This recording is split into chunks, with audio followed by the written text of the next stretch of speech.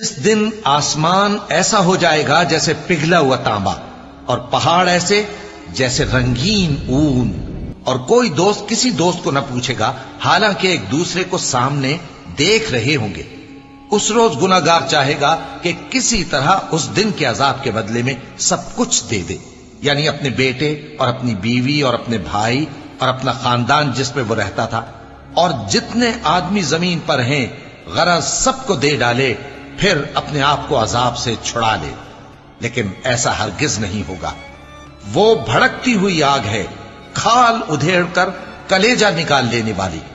وہ ان لوگوں کو اپنی طرف بلائے گی جنہوں نے دین حق سے اعراض کیا اور منہ پھیر لیا، اور مال جمع کیا پھر سینت سینت کر رکھا۔